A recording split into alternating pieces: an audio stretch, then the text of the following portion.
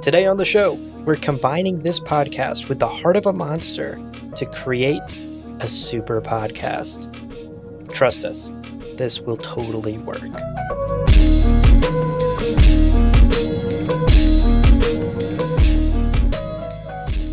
Welcome to Winds Howling, a companion podcast to the Witcher TV show on Netflix. We'll be diving deep into each episode of the show and exploring the larger context of the story from the games and novels. I'm Brett. And my name's Abu. I have had such a long week, I feel like I'm the first Witcher and just... Oh, man. Yeah, it's been a week, but I got my rum here, my Diplomatico Dark Rum. There you go. I'm ready to talk episode 3. Yeah, you know what? I should have poured myself some rum to talk about episode 3 as well, because I think we both have some takes today. Yeah, this is going to be interesting. And I've let a lot of mine out already, so I'm going to let you be the one to really get to really get into it, and I'll play off of it. But yeah, I think, we kind of alluded in the previous episode that it was going to have to come down at some point. Yeah. And it started to come down in this episode, and I think we might have also as well. Yeah, for sure. Well, before we get into all of that, let's take care of some housekeeping, as we always do at the top of an episode. Of course, we are here to discuss the third episode in the Witcher spin-off series, Blood Origin, in case the listener accidentally clicked on something they didn't expect. And a reminder to our listeners that these episodes are spoiler-free in terms of this show. So you can watch the show and listen to this podcast in tandem. So today we'll be talking about episode 3, but we won't be discussing what happens in episode 4. That having been said, a fair warning that we do take into account the larger Witcher canon in these discussions. So that includes the books, that includes the video games, and that of course includes the first 2 seasons of the Netflix show. So be aware of light spoilers and speculation from the larger Witcher canon. Also, we love to hear from you, so email us at windshowling@loreparty.com. We still haven't received a dick joke for Brett that is going to make him laugh, so we still need that, folks. We challenge you to do that, and of course, send us your thoughts on Blood Origin and all things Witcher, windshowling@loreparty.com. So as always, the game plan for today is that we'll start with a summary of the episode, sharing our thoughts along the way, and then we'll dive in to some key takeaways and break down our thoughts a bit further. And finally, we'll wrap up by sharing our favorite quotes and our favorite scenes. So without further ado, Brett, take us through this episode, sir. All right, picking up right where we left off, literally in the middle of the scene. You remember where it cut away and the worm monster is going after Ayla, but it does get sliced in half when she gets through the portal. And this kind of caught me off guard again on the rewatch. As I hit play, and I think I went to either adjust something or do whatever, and it had the intro, and then it just went through it, and I was like, oh shit, that's right. We're right in the middle of this. Yeah, for sure. I mean, again, we talked about it at the end of the last discussion, but such a weird spot to just cut the episode mid-action, mid-scene, and then for this one to start up exactly where the last one ended. Bit of an awkward and jarring way to start the episode, for sure. Yep, but we're getting right into it as the group sees that they are near Zentria, and finally everybody's all here. The gang's all here. Meldoff alerts them to Balor's Beast and feeding time. Mm-hmm. And says the iconic line, "Come with me if you want to live." Yeah, that's... I think I've heard that before somewhere. Yeah, I've heard that too. That rings some bells. Yeah, I have so many questions about basically this whole cold open. The fact that the beast is there raises a bunch of question marks for me. Like, is the beast just hanging out around Zentria? Is anyone feeding it? Who's in charge of this? Like, Balor is now in a jail cell, in a Dimeradium jail cell. So who's watching this beast? Is it just running amok? None of these questions are answered or even raised. It is simply there in the sky, and Meldoff clearly knows when feeding time is, and we're just supposed to fill in the blanks, I suppose. Okay, you said you have a lot of questions about this scene and this cold open. I've got a lot of questions anyway, so none of what you're saying here, I'm glad you're saying it, because none of what you said actually occurred to me, because I was just like, okay, it's here, let's go. And then all the other questions start later there. But yes, if it is just running amok on its own, that's going to be an issue. Why isn't it attacking Zentria per se? Maybe he told him to don't do that. But the countryside would definitely be in peril. Yeah. And actually, in a scene a little bit later in the episode, Meldoff basically confirms that. Meldoff is like, oh yeah, the dragon wiped out XYZ town or whatever. I guess entirely off screen. It's such a throwaway line, and it just raises so many questions for me about this beast and its very existence in the world right now. It's such a throwaway line. I've watched this episode 3 times, and I don't recall that at all. Yeah, I only caught it on a rewatch. Okay. Yeah, no, again, we're racing towards the line here. Anytime something comes up, it goes to the next one. So it's just, okay, the beast is there. Everyone's together now. Yeah. So they all get invited to Meldoff's home, and the dwarf is very pleased to have them here. Their exploits are becoming more famous than their songs, as she says. And she knows about their plan to kill Merwin and the Empress. And I guess they're singing about that. That's one of the songs is we're going to go kill the Empress, which... I mean, I know you're going to do that, and I know you're wiping out all these soldiers, but I guess everyone just knows this. That might be the title of one of the songs. Yeah. No, this is a huge problem for me because, like, Assassination 101 is not to scream your plan from the rooftop so that everyone across the continent knows about it. This is so shocking to me. Like, when I heard Meldoff say this, and the fact that Meldoff just simply knows this group, it makes utterly no sense to me. Like, how is word traveling across the continent so fast? How is this group getting so famous so fast? And why are Balor and Aroden having such a hard time tracking down such a presumably famous group of people that Meldoff just recognizes at first sight? I was going to say, I have a guess on it. Oh, I'd love to hear your theory. I'm going to say that was all in episode 2.5 that was left on the cutting room floor. It has to be, right? It has to be. Yeah. Otherwise, this is, like you said, this is happening so quick, but in a way it's not because we see them traveling from a town and then the next scene they're at a different town. It's one of those we can just say, okay, they've done certain things in the middle of it. And that's the only thing I can think of. This is yet another thing that I'm going to beat the dead horse about is because they cut so much stuff out, and whether it be characterization or just added stuff like this is where it starts to feel squished together. That, like you said, it's just, how do they know all this? I think at this point it helps just thinking that it's all compressed, or assuming that it's all compressed. Yeah, just sort of accepting the fact that things have happened and are happening off screen. And that's just the reality of it. Which, again, you have to do that. You can't look at it and be like, I need to see every little thing that happens. Oh, but it is something that's easier done in a 10-episode season or an 8-episode season. It's just another one of those things in here. And I'll just preface this first. I'm going to try not to be too like nitpicky, negative. Like, I think the first 2 episodes I've said I've enjoyed it, but it's going to be a lot here where there's some good things in it. Don't get me wrong, but I think we're both going to be kind of needling and picking at certain things as they happen here. Yeah, for sure.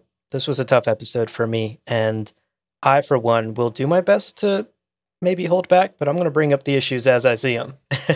Yes, and it contains my favorite scene and my favorite thing in the entire 4 episodes. Yeah, that's true. I did love this too, and I'm sure you recognize this as well. This inside joke about Brother Death poisoning a sheep and feeding it to the beast. And this, as soon as I heard that, I was like, I know I've heard that story before. This has to be a reference to The Bounds of Reason, the short story. Yes. Where about the villain Trentmirth one, Borch and the Golden Dragon. And yeah, it's also like an old Polish legend of Scuba or something like that. But I thought this was a nice little funny callback because, you know, Brother Death says it and everyone looks at him like, he's a fucking idiot. Like, what? Like, what an idiotic thing. Yes, it's a genuinely funny moment. Yeah. And it did get a laugh out of me.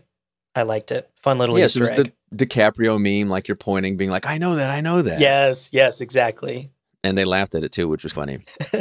And Sindril and Zachary have this heart-to-heart about turning it. The Sindril kind of mentions, we can do something. And Zachary's like, no, not again. Yeah. And they kind of leave and he goes to confront her. And they talk about previously trying to turn their mother into something from death, like to save her from death. She was dying.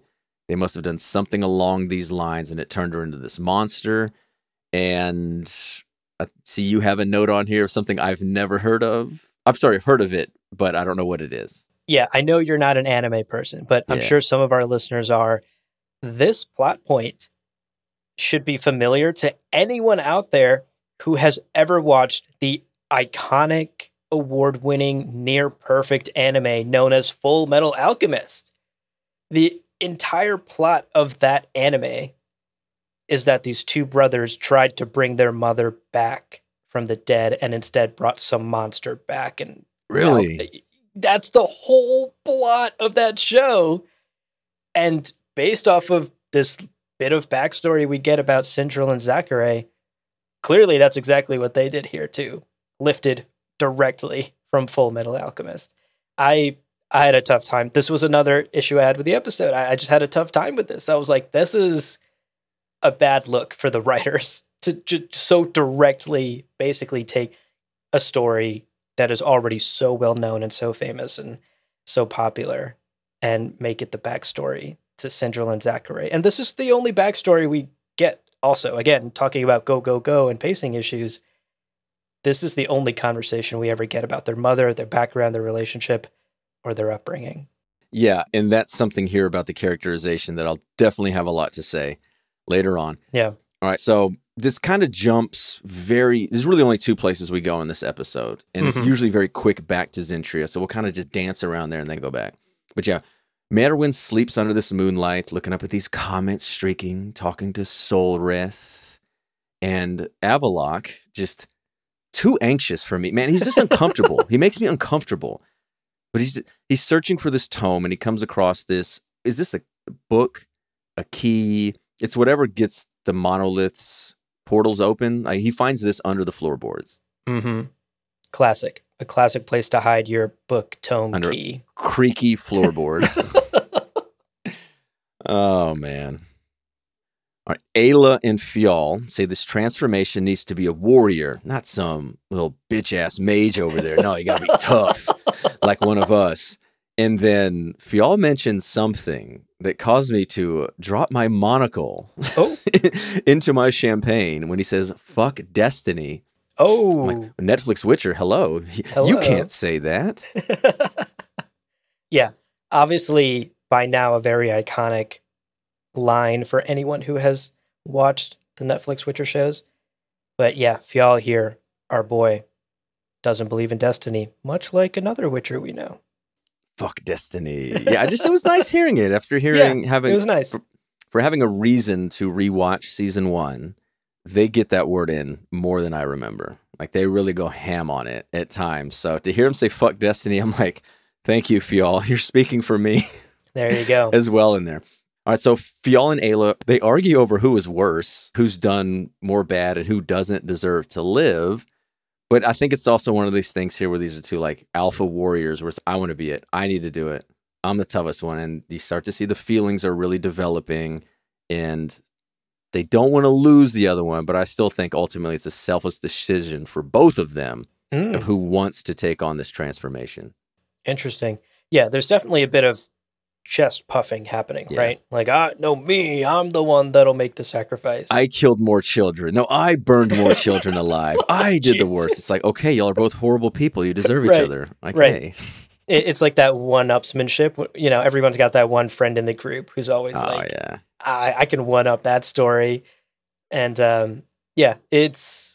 we'll talk about their relationship in a second here once we get to the kiss. But yeah, this is the first moment in the episode where we get a sense that they have developed some sort of feelings for each other.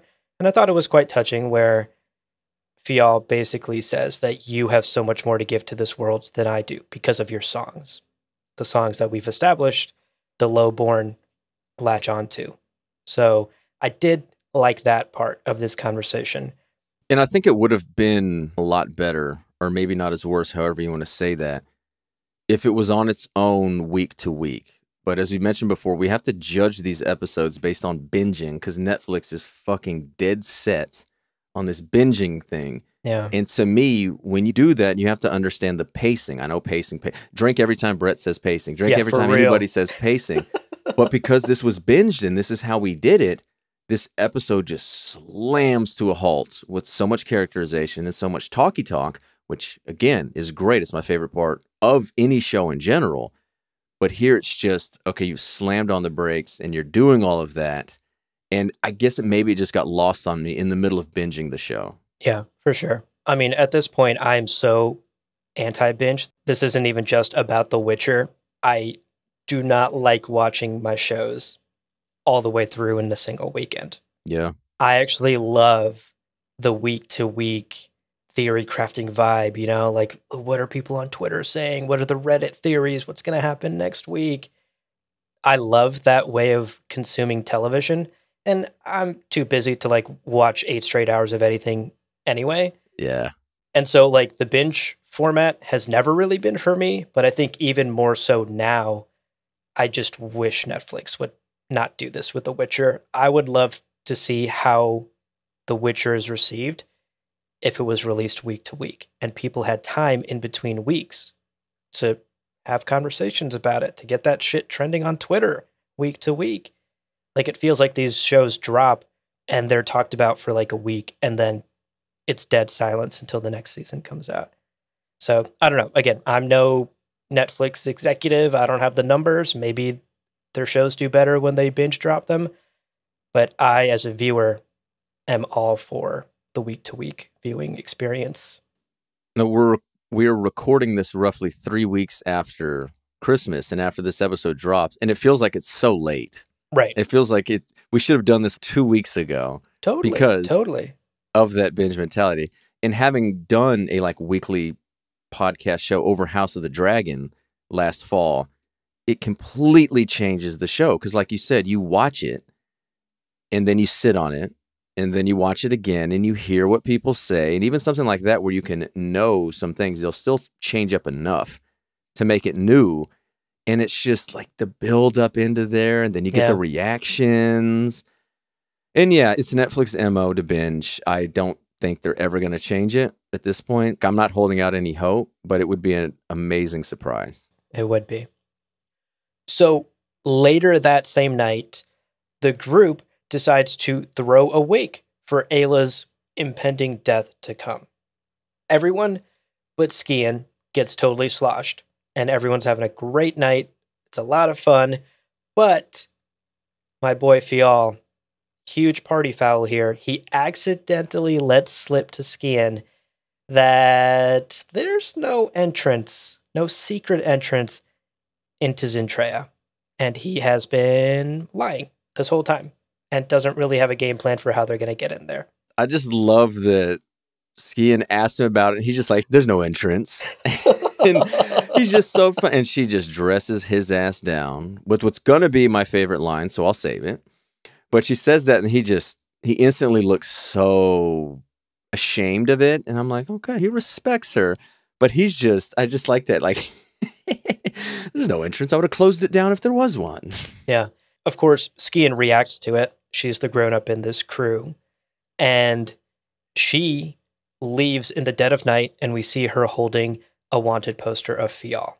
Yeah, I wasn't buying it. Like, not to be like, oh, I fell for it. On my first watch, I fell for it. I was like, oh, no, Michelle Yeoh, don't do this to me. That's why I didn't think they'd do it. If it would have been another character, maybe, but I'm like, no, not the main quote. Maybe not the main character. She's not the main character, but the lead for sure actor, if you will. I don't know. I guess I'm just smarter than now. All right, over to Zintrea with a wizard fight. Yes. Balor and Avallac'h fights, but Erden shows up with a knife to Fenric's throat, and Balor acquiesces, releasing Avallac'h, and I'll let you take it from there.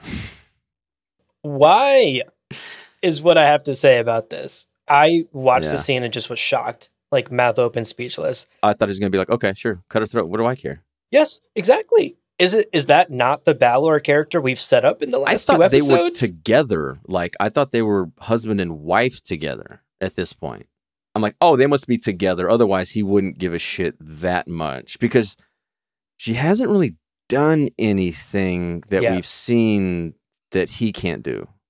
Exactly. Like, it's not like he needs her for something. She hasn't shown that in the show that he needs her or she provides something. Right.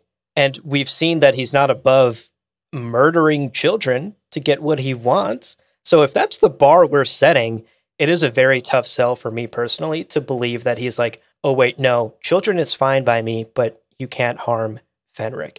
And maybe Fenric is someone very close to him. Maybe he does care about Fenric more than he cares about anyone else.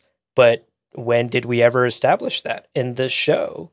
You know, for this scene to have any sort of weight, we needed to have established some sort of relationship between Balor and Fenric for there to be any stakes here. And there's just zero stakes. And it's totally out of left field why he would back off and be like, oh, please don't harm Fenric. She means something to me. That's what I was fooled by. You were fooled by the wanted poster and skiing. I was fooled by him actually saying like, no, I'll surrender. I was like, okay, he's got another trick up his sleeve. Oh, really? You thought there was a game within a game going on? Well, like here. You said, she's there. Okay, they're together. Initially, I thought those were their kids they killed, but once he killed them, I knew it wasn't. Mm-hmm. But then I just was like, okay, she's a helper? Yeah, an apprentice? What is she? Yeah, he's going to call her that later. But at this point, like you said there, it's just, what does she bring to it? Again, let's just flog the dead horse. I'm sure there was a scene or something cut out where she added something. She figured something out to maybe what helped bring about those portals opening. Yeah, I'm sure. Okay, I'm trying to hold off as long as possible. Yeah, I can see it on your face. Yeah, pour another glass. There you go. I'm going to pour another drink right now. Because Brother Death and Meldoff, they get their nice backstory time. Everyone gets their backstories in this episode. Another problem that I had with it is they just force them all into this one, but we'll get to that at the end. Right. And Meldoff gets this, super heartfelt story about Gwen and how Gwen was violated and murdered by these elves, and she gets this steel and forges it, puts Gwen's ashes in there, and got her revenge. And okay, she gets that. It's time for Brother Death's. All right. Mm-hmm. So Brother Death gets his, and he looks over at Zachary, and he's talking about how he's done so much bad and evil, and she's overlooked that. I gotta take a drink. And then, right in the middle of it, fucking Meldoff falls asleep because we can't have any fucking seriousness here. It was gone on for too long. Meldoff gets hers, but Brother Death gets his. Yeah. I'm calm now, but this is the stuff right here that I'm not joking. I wanted to punch my monitor. I wanted to break my fucking computer. I hate it. I hate it with every fiber of my being. I don't understand it. It takes me out of the scene. It makes me dislike Meldoff as a fucking asshole who then just jokey, oh, you're pouring your heart out? I'm glad you listened to mine, but during yours, I'm going to fall asleep and then make a joke about it. Mm-hmm. And then Brother Death to just, oh, that's just Meldoff over there. I fucking hate this shit. I fucking hate it. I cannot say it in any other more direct terms how much this type of filmmaking or whatever the fuck you want to call it, I think it's absolutely terrible and I fucking hate it if I wasn't clear enough. You dropped nearly as many fucks as the first season of The Witcher did. I almost had as many as Jaskier's first line. Should I put that in blood origin terms? I fucking fuckity fuck hate this scene. There you go. There you go. Yeah, I mean, you said it. You said exactly how I feel about this too. It's just a damn shame that we can't let an emotional moment, whether it's dark, whether it's gritty, whether it's emotional and sad, linger for too long before having to throw in some fucking cheesy joke that breaks the scene. Before the moment where she falls asleep, I genuinely was like, wow, what a good scene. These actors are fucking bringing it. And look at the bonding happening between these two people that just met. This is so cool. And she's asleep. It fooled me on the second viewing. The second time I watched it. On the rewatch. It happened again and I went, oh my God, it got me again. Because yes, it was good. It's bad enough to me in the middle of a fight when they have the quips and stuff to take you out. But like you said, this right here has set up. It's been a slow episode. You're setting this moment up. You had Meldoff give her thing, and we're exposed. And we're exposed as an audience because I'm starting to feel things. Yeah. And when you pull that rug out to make a fucking joke, you've taken me completely out of the characters and out of the scene. Yeah, I agree with you. Ugh. However, and I mean this, and this is what this show has done. It's presented something I've been like, oh, that's dumb. And then instantly giving me something that's like, yes. Ayla starts singing a song. Yeah. Echo in the River. Like right after, like instantly, right after. This song is so fucking good. It's one of those songs that within 15 seconds, I literally was Googling it to pull it up on Spotify because I knew I was going to play it again. And from the first time hearing it, the emotions are back. And even now when I listen to it, I listened to it again last night, like just on its own, not even in the episode. And I'm like welling up and I feel it. And the lyrics and everything is so pertinent to not just this show, but almost like any kind of struggle. This is so good. And I don't want to be reactionary, but this is one of my favorites. And it might be up there of any song in any movie or any show. Okay. I know. I'm trying to think of anything that doesn't. Like I said, the bar I hold is as soon as I hear it and on a first time listening, does it invoke all of these emotions? And it did. Wow. This is so fucking good. Yeah, we said it in our past discussions as well, but the music and the score for this show are two things that can't be faulted, are two of the best parts of Blood Origin. And I think you're so right. Ayla's song here is an example of what this show and what the Witcher universe and what this team can do at their best. It's so good. And I think the biggest thing is it's Bear McCreary. Like this dude's up there and I think he's doing The Last of Us that's about to come out. But like I said, this is one of those where I can almost detach it from this because it's the song in and of itself that gets me going. Their actual, because they have a heart-to-heart here and they kiss and they kiss. This to me, it was inevitable kind of that it was going to happen. And again, it's too quick for it to really hit me. Like I can kind of buy it. I can buy people in a struggle coming together. So I can buy that. But again, it's just one of those where it's just so quick, that kind of thing again. Yeah, the Fiala Ayla kiss for me was controversial, I think is maybe the right word. I didn't outright, it was no Kylo Ren Rey kiss, right? That to me was did they kissed? Oh, have you not seen episode 9? I have tried to watch Rise of Skywalker 2 times, and I said, nope. Okay, well, probably for the best, in all honesty. I do not regret my decision. At the end of that movie. Do they really? Kylo and Rey, it is notorious. And honestly, it was repulsive when that happened. I did not have the same reaction to this kiss. It was not that bad, Fiala and Ayla. But it was tough for me to buy it because I don't have an issue with an enemies to lovers plot. That's fairly standard. I can believe it if it's sold to me.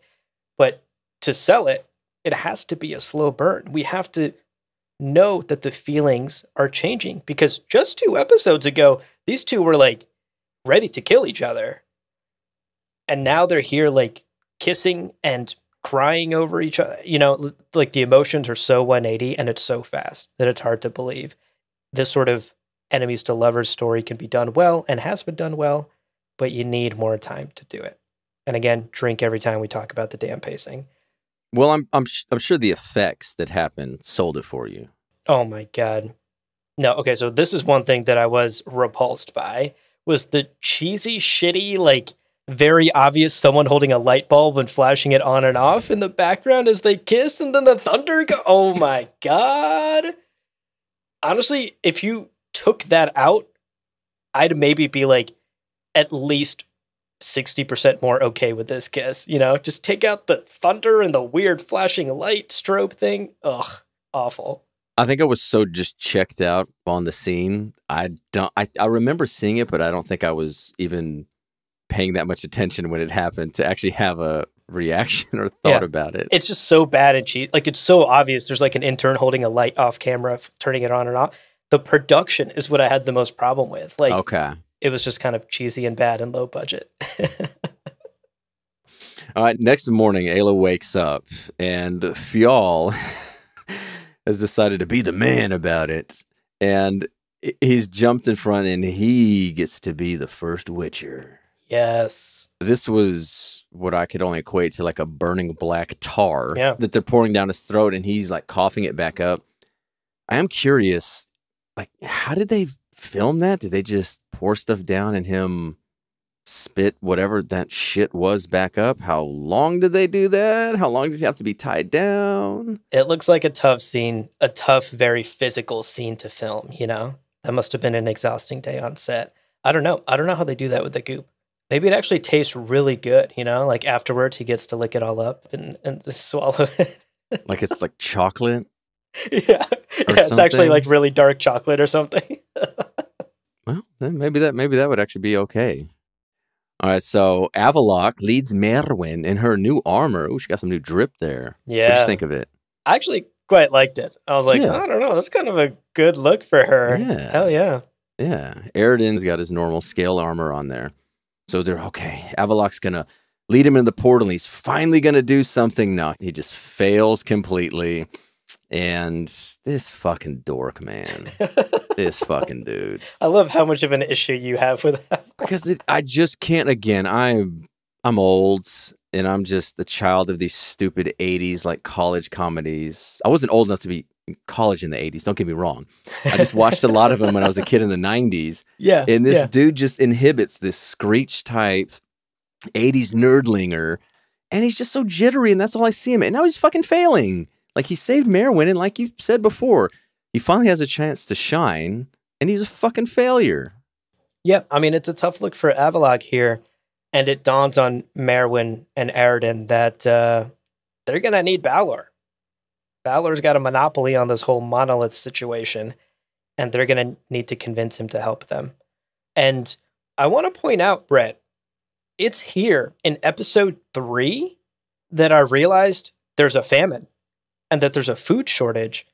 And that part of why they're so obsessed with going to these other worlds and using these monoliths is for food. Because Aridin, like, finally says it outright. And I was blown away by that. This has been a running theme. We probably haven't mentioned it because there's like a million fucking things mentioned. But they have mentioned this throughout, that there has been a shortage. And this is a big reason why Merwin does want to go and conquer these other worlds. Yeah. And clearly it went above my head, and I'm sure. No, you're right. I never thought to make a note of it either. And when you said it there, I was like, "Oh fuck, we haven't mentioned this. Is the reason why they're doing it, have we?" Yeah, right. All right. So all that horrible shit we talked about, the burning tar down the throat, that was not the transformation. That was just to get him ready. And this is where you mentioned before, this fucking massive monster heart sprouts these branches or limbs or whatever, and injects Fiyal with the sweet nectar of the Witcher. Nectar of the Witcher? Is that what we're calling it? Witcher juice, sweet nectar. It's like a new iced tea flavor, you know? Yeah, Witcher juice. It's like, ew. I don't know if I want to... Yeah, exactly. That's something different, Brett. That's a... But either way, like, this was horrific. And they do, I promise. I promise I won't rant about this. Oh no, he's dead. Oh, but he's not. Like... We know he's not fucking. They just don't. Like, we know. I understand. I understand that when they write, this is written as a screenplay and they're written to do it. We've all watched a billion things of television. We know he's not going to fucking die. Please don't do the fake out. Yes, I know I can believe it from the characters, but not from the fucking viewer. Please don't fake out a character dying that we know is not going to fucking die. Yes. Amen, amen, amen. Honestly, respect the viewer's intelligence more than that. No one watching this believed that Fiyal died in this moment. And it just takes away, again, talking about stakes, it takes away the stakes of this scene. Because it's like, well, he wasn't going to die, so I don't really care that Ayla is heartbroken over his death because he wakes up right away. I agree. We need to respect the viewer's intelligence much more than this. we have all at this point in modern pop culture seen the fake out death, and no one believes the fucking fake out death anymore. We can stop doing that.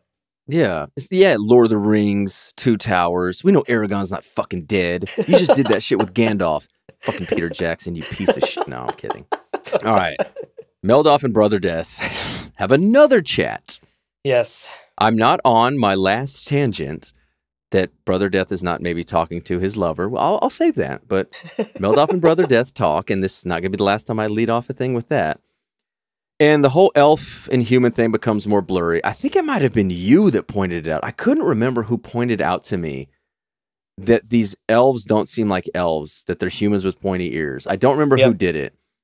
But this right here is where it's the most blurry, where Meldoff is talking about all the tragedies and the travesties committed upon them by the elves. It's literally the same thing that the humans have done to the elves and the elder races in The Witcher. And I keep forgetting at times that these are all elves, that these aren't humans in there. Yes. And I've heard differing opinions, and I respect them, and that's fine. I just don't think we need this. Like, we're going to get enough of this. We've gotten enough of it in the Witcher series.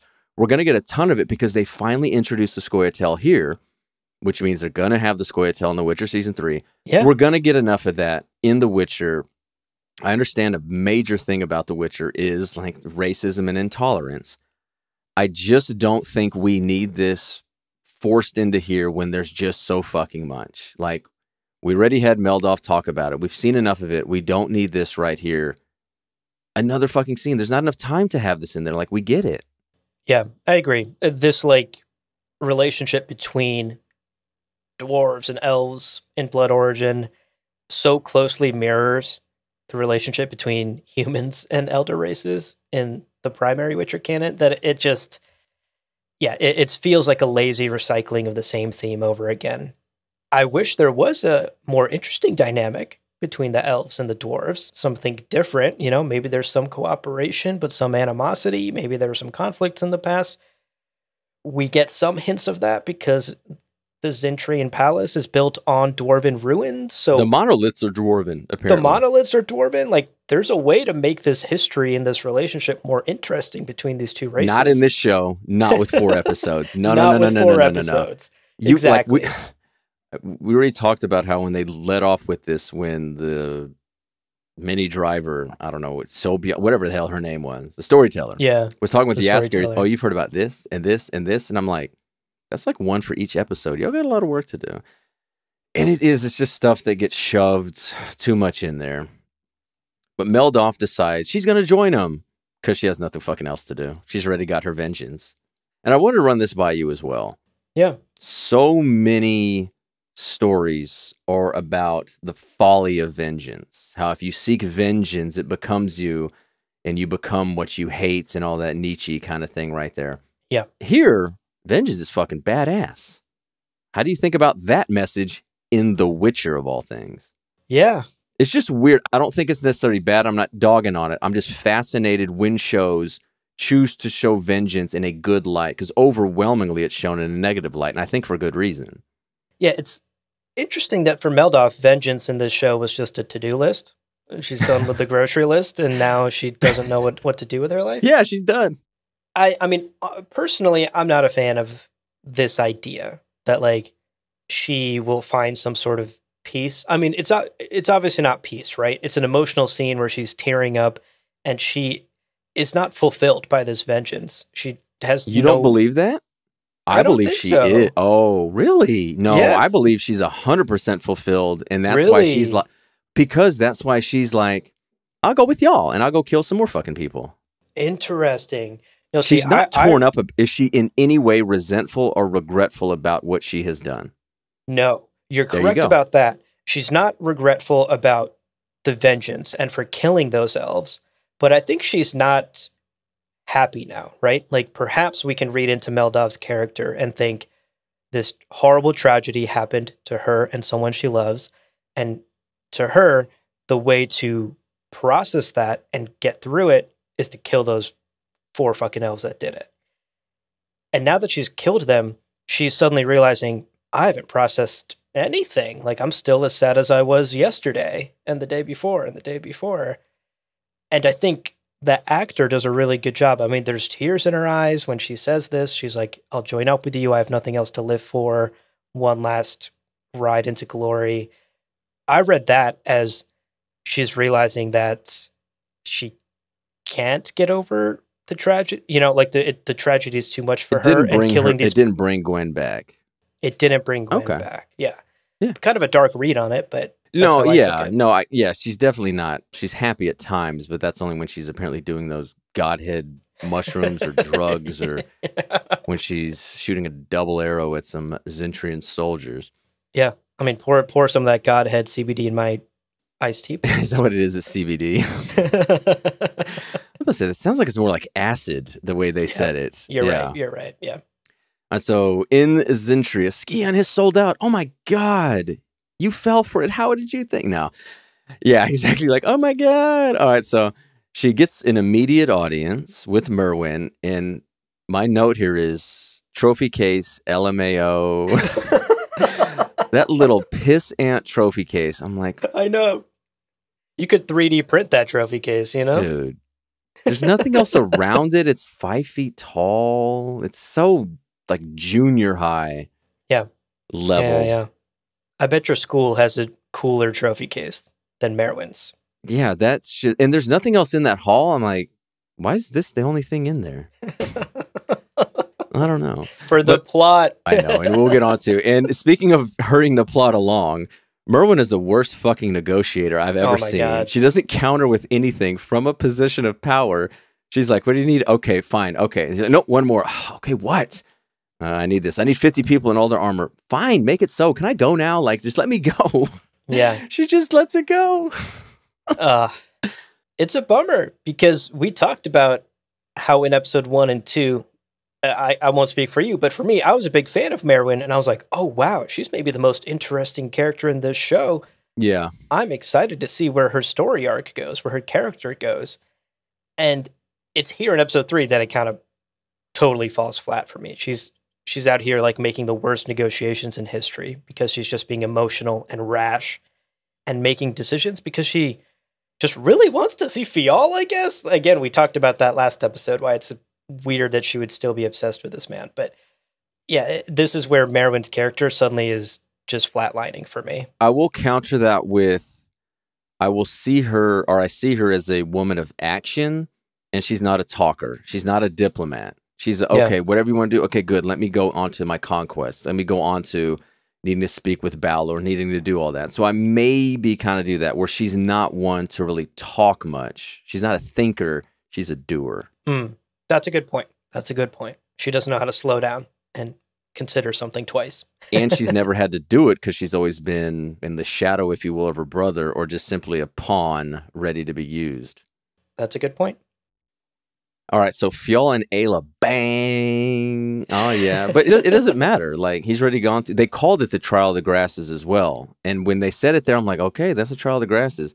Like, it doesn't matter. Like, there can't be a kid, so whatever, right? No, of course not. Yeah. Right. Okay. Everyone knows that about Witchers. Yeah. They there can't won't be children. A kid. Can't. I just want to say, this felt very unsafe to me. Like, not even like talking pregnancy unsafe. I mean, like, he's going through something right now, right? Like, physically, he's having a hard time keeping things under wrap. So is like the throes of lovemaking the right thing to be doing right after the Trial of Grasses? Like, I mean, there's even a shot at one point where his eyes go black and his veins pop, which, like, I have to assume he's coming, but I did not even think of that. Oh, I thought of it, Brett. Oh, and I bet you did. I bet you did. I mean, I'm just like, I was so stressed during this scene because I was like, dude, you need to be resting, my guy. Sex is not the thing you need to be doing after like a major transformative operation. Yeah. Fial, go take a nap, buddy. You don't know what your junk can even do right now. You're like 10 times as powerful as you were this morning. Be careful. Well, this dude's a monster. Like the way he looks too is, I guess that's Ayla's thing right there. Yeah. Balor and Fenric are imprisoned in Balor's own Dimeridium cell right here. Yeah, definitely. True sacrifice comes from within. He's realized that. And Merwin offers him a way out, and it's very clear if Merwin's there that Balor's like, okay, well, your boy, your fucking dork there couldn't do it, could he? And they do a good job there of dancing around and like flattering each other. And the only thing I really take out of this was Fenric's line of, you can't trust this bitch. So funny. And then Balor she thanks you from the bottom of her heart. Yeah, that was a good use of ASL in that scene. And I will say, props to the show for that level of representation, to have sign language be the primary form of communication for one of the characters. I did like that. So props to the show for that. Yeah. All right, Skion returns, saying that she scouted ahead, and, there's no questions out like that. Yeah, Fjall comes out, and everyone sees, whoa, he's looking a bit different. All right, so when Skion says, hey, I've got this shortcut through this, like, valley or whatever, they get there, and, oh, it's a dead end. Uh-oh. And then, yeah, Skion, turncoat. Did this fool you any? It fooled me. It did. I was kind of like, oh, shit, are we going there? Is there going to be a betrayal within this group? Because again, you know me, I talked about this in our past conversations. I would have loved some intergroup dynamics, some conflict within the group. Yeah. So I was fooled. And maybe, like you said right there wasn't enough intergroup dynamics for me to believe it. I did not buy it. The one thing that did fake me was in episode 2. I did believe like maybe she was going to die. Oh, yeah. When she got wounded. Yeah. I remember thinking I was like, oh, they will not do that. I will turn this shit off right now if she does. Don't you hurt Michelle Yeoh. No, she's obviously like, when I say my favorite character, it's only because Skion's not in this enough. And that's the number one gripe. That's another gripe I have. I agree. And she's not in enough because her screen presence is just too fucking good. And we see it here. But she does a little fakey fake here. And oh, lo and behold, she's actually pulled a double agent. No, like a triple agent. Where she's now gone back. These cell swords arrive and they kill everybody.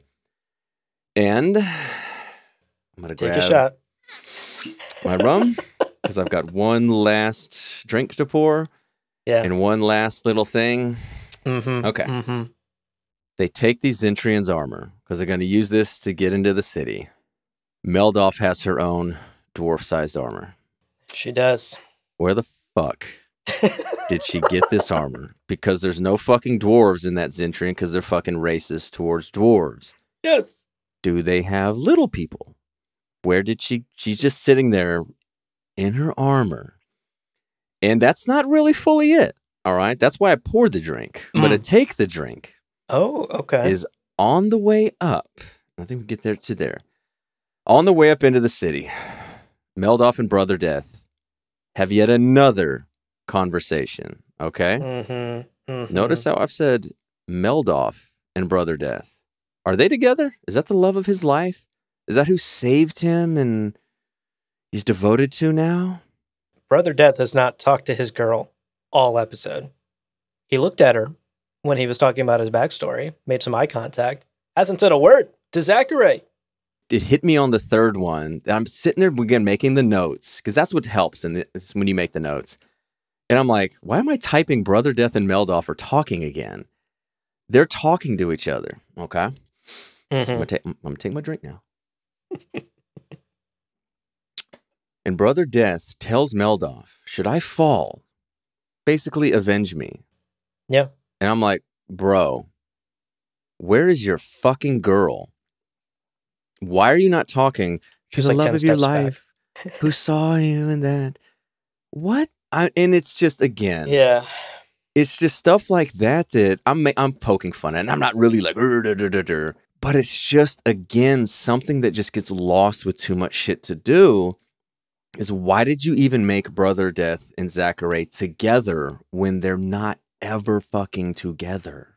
Right.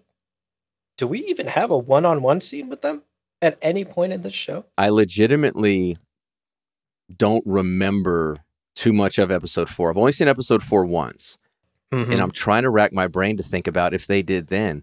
Because even now, when they first met up, when in the Marsh of the Mist, Mist of the Marsh, whatever they call it. Yeah. Then they talked to each other there. Oh, my love, blah, blah, blah, blah, blah. Right. Outside of that, definitely not this episode. Yeah. And it's just, again, it's something there is I see fucking Meldoff in that goddamn little armor. I don't know. Again, I'm not like show ruined or anything like that. Right. It's just, and again, this might, I don't know. We're going to do the takeaways. So I'll save it for the fucking takeaways. Yeah. The last thing I'll say about this summary then is I had issue with this same exact scene between Meldoff and Brother Death for an entirely different reason. Okay. And I know I've made a number of references to Lord of the Rings, but here's one more because this cannot pass. Did they try to recreate the Gimli Legolas at the Black Gates die side by side with a friend scene? They didn't actually, if they would have said an elf and a dwarf, I would have 100% agreed with that. But they didn't say that, right? They didn't say it directly, no. But to me, the implication was there, like, I am Meldoff, I'm a dwarf, I hate your kind, I've killed your kind. And Brother Death being like, I'm an elf, and my kind have committed atrocities. Will you avenge me when I fall? Like, to me, I was like, this is the Gimli Legolas scene. They're walking up to a fucking gate. It's two races that hate each other, but now these two have seen past their prejudice about each other, and now they're fucking friends. I was just like, yeah, the audacity to even try and recreate one of the most iconic, not even recreate, but like, if you're gonna do an homage to something, like, this was clunky then, if this was an homage. It just was not good. Yeah. Let's take a quick break now, and we'll be back in just a minute to talk about our takeaways for this episode, have one last conversation about it, share our favorite scenes and favorite quotes before we call it a day. So we'll see you in a minute, dear listener. All right, folks, welcome back. Let's dive straight into our takeaways for today's episode. We've already touched on a lot of these things throughout the summary and throughout the conversations we've had thus far, but I did want to just dive into a couple of things with you, Brett, that came up for me during this episode that we haven't touched on yet. I said earlier that this is the episode that sort of falls apart for me, and that holds true for episodes 3 and episodes 4. For what it's worth, I really liked episode 1. I enjoyed episode 2. There was potential there. I had my issues with it, but nothing was so detrimental that I was like, okay, I don't want to keep watching. Episode 3 is where I was kind of like, oh no, things are falling apart. Are they going to be able to land this ship in episode 4? One of those things for me was the monolith plot, especially here in episode 3. Because as you said, we basically cut between two scenes this whole episode. We're in the cave with the group at Meldoff's house, or we are in Zentreya. And I feel like nothing really happened in the Zentreya scenes in this episode. Like, Merwin, I've talked about my issues with her in this episode already, but she's out here making horrible negotiations and rash decisions and thinking with her heart and not her brain. Aroden has one scene, maybe. He shows up in that one monolith scene in his armor and doesn't really do much beyond that. He put the knife to Fenric's throat. He didn't move much. He literally didn't move. Thank you for catching me on that. He literally just shows up with a knife to Fenric's throat, and that's it. Okay, you're right. There. So he did do that. I stand corrected. Yeah. Avallac'h, we've talked about this mousy motherfucker just failing left and right. And he did nothing. You're right. Like this episode, he found the book, a port key, whatever the fuck you want to call it. And that was it. Port key. I know. That just came to me. I was like, okay, it's a fucking port key. Yeah. And then, of course, we've already talked about the issues we have with this, like, Balor-Fenric relationship that doesn't exist in the show, but apparently is super important to Balor. I'm just curious, all of that having been said, what are your thoughts on this monolith plot so far? Because that has been a central plot in this show. It's the driving force of the show. Is it working for you? It's the driving force of the universe. Because it is, though. And it's such a big deal in The Witcher. And when it came into here, I was like, oh man, those monoliths. I think it's something that they had planned that sounded really good when they did it. It was their way of connecting everything, and it just has not translated as much into it. And yeah, it's funny you mentioned that. Like, what was the point of everything in Zentria? But yeah, I think from beginning to end of this episode, it's Balor trusted, but in charge, and now Balor untrusted, but in charge. Yep. And I think that's it. And yeah, like Avalok has solely existed to be Avalok, to where we'll know who he is. Yeah, I guess that's it. I think you succinctly put it. Yeah, I mean, we've touched on some of our more in-depth issues with it, but I think your point earlier, you made this point earlier, and I totally agree. This series is incapable of being slow, but this is the slowest episode of the ones we've watched so far, and perhaps of the whole series, because we have a lot of talky talk character moments. We get so much backstory from everyone, and very few big picture things happen. Like the first Witcher is perhaps the biggest event of this episode, the central event of this episode, but all of that sort of happens in a cave outside of Zentria. And to me, yeah, there is like an awkward pacing issue with this episode where it's suddenly like things are happening in episode 1, things are happening in episode 2. Oh, fuck, we need to tell the viewer about these characters in episode 3 before we can land this ship in episode 4. You know, it feels like a huge course correction here in episode 3 to try and raise the stakes of this show before the finale in 4. Yeah, everything was shoved into this episode to where we have to really make everybody care about it. Some of this stuff, I don't know how they could. Honestly, it was an impossible task. What they did here, and I don't know why. We've seen videos and some articles that talked about it, of what they cut out, and then the showrunner Declan DeBarra giving his thoughts and why he wanted to keep things in and why they cut it.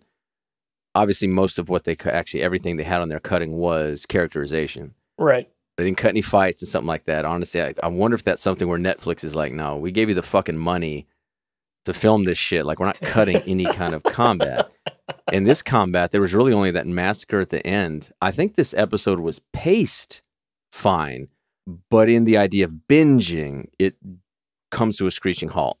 Yes. In there. And to me, it not only comes to a screeching halt, it's the pace that comes off the rails. Like, we've gone the speeding train, now we're off the rails. Yeah, whether the they inconsistency of it. Yeah, whether they can land it off the rails, check back for episode 4. But everything was just shoved into here. The characterization of just about everybody. We've already known about Fionn and Ayla, but Zachary Syndrome got their thing. Meldoff Brother Death got their thing. And Skian, we had hers already. So those 4 finally get in here. And it's almost, again, I don't know if it's derogatory or something, but it goes back to, like I said, it's like the check mark. It's okay, we checked off Syndrome, we got Zachary, okay, Brother Death, Meldoff, and it's okay, we've got it. We've got them in there. The end game is now set. For sure. I think that's a totally valid point. It does feel like checking things off of a to-do list so that we can make it to the finale in the next episode. All right, one more thing I wanted to chat with you about that we haven't really gotten into yet. The first Witcher, the origin of the Trial of Grasses, Fionn becoming the first proto-Witcher, I guess you could say. It's not a full-on Witcher. Did this work for you? Is this what you expected? What are your thoughts here on the origins of The Witcher? Because this is big for longtime fans like us. Yeah, I think I naively guessed that. I think in the basic Witcher lore, that the first Witcher is created after humans come. It's after the conjunction and all of that. So I think I erroneously guessed that it was going to be a human, thinking, okay, this is going to have to do with the conjunction, and the human's going to get there. That was obviously stupid because there's only 4 episodes. So it was a terrible guess. But yeah, there's no Cosimo Malaspina. There's no Alzur here, which is fine, whatever. They've changed so much of the source material, whatever. They're going to kind of do their own thing. It does seem to be just lackluster. But again, it goes back to how could it not be, just with how little they've had it. Yeah. Lackluster is the perfect word. That's how I felt about it. Underwhelming. Right. Exactly. I was very whelmed by it. You're absolutely correct, and I agree with you 100% that it didn't follow any theories that I had in my own head about it. And of course, in the books, it's different. The Witchers are created post conjunction of the spheres after there's monsters, and the mages are ordered to create these Witchers, and then we get these Witcher schools, blah, blah, blah, blah, blah. We may still get that. This may be like a very origin, right? Like this may be the first experimental test that then becomes later the Witchers that we do know. But at the end of the day, I keep saying the word stakes. Maybe that's the drinking game for this episode is every time Abu says there's no stakes, drink. It didn't build up enough stakes for me to be like, this is a huge fucking deal. This is wild. Like, look at this crazy thing they're trying. No, this was like plan B for them. Like, you know, there's no sense of discovery. There's no sense of like, there is risk, but there's no sense that this isn't going to work. So yeah, lackluster, just okay, was exactly how I felt. Whelmed was the overarching feeling for the origin of the Witchers here. All right, well, let's end on a more positive note.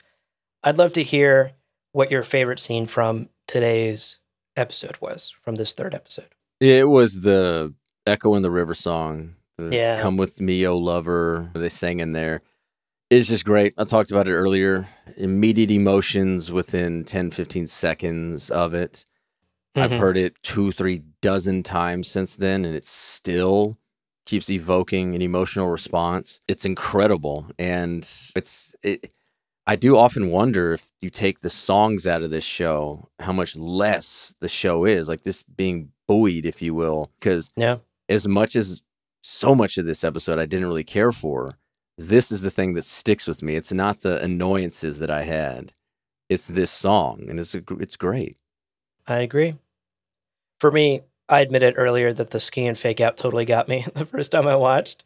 So for me, my favorite episode was actually the double, triple fake out at the end, where we learn that Skian is in fact not evil or has not betrayed the group.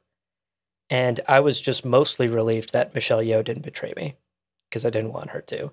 She's just not on screen enough. She's not on screen enough. And I get it as Fionn and Ayla, but she just won a Golden Globe also for Everything Everywhere All at Once. Yeah, Golden Globe winner Michelle Yeoh was not on screen enough. She wasn't. She really wasn't. Yeah. And at the very least, I was happy that in this episode, she got to be the grown-up in the room. She came up with the plan. I know we talked about in last episode, one of my takeaways was that no one's coming up with a fucking plan. What are we doing here? Finally, Skian is like, okay, y'all are idiots. Here's the plan. And I made it happen. So I'm glad there's a grown-up in the room keeping people in line. All right. What about your favorite quote? Speaking of Michelle Yeoh, when Fionn drunkenly lets loose that there's no secret passage, she says, every time I think I've suffered the last fool, another lands in front of me. That's a great line. Such a good line. Great line. Great line. Great line. I loved it. That stuck with me as well. For me, again, I had a lot of issues with this episode. I'm not going to hide that. But I did enjoy Ayla saying, Fionn, all my songs are sung. For some reason, that was so sad to me. Like, she said that, and something about the delivery, something about the moment really got me. Because you just kind of want to grab her and hug her and say, that's not true. You have so many more songs left. You have so much more left to give to this world. And Fionn effectively says the same thing to her. I thought it was a good line. I thought it was an emotional moment. And I thought it was good insight into some of the guilt that Ayla is carrying with her. This guilt is so great that she thinks she has nothing more to give to the world. Even though we as the viewer, even though her friends and compatriots here all know that she does. Even though the people of the continent love the Lark and want more of the Lark. It's quite emotional. It affected me for sure. When the show hits, it hits. And I think that's just so frustrating. You see this almost a bipolar aspect of it where you hear a song that I'm like, this is as good as almost anything I've ever heard in anything. And I hear a line and I'm like, oh, that's a really good line.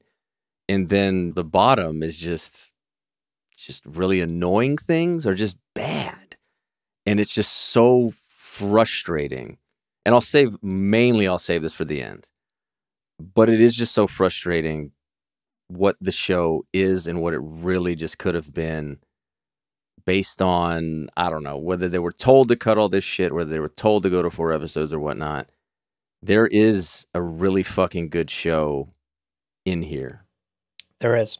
The potential is there, and you're absolutely correct.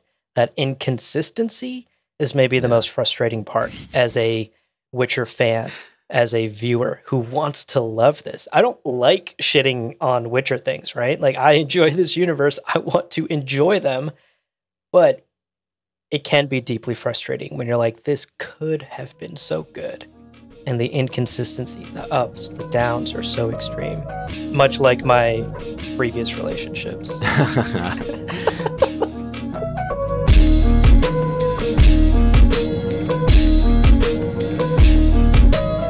Well, Brett, podcasts are podcasts. Lesser, greater, middling, they're all the same.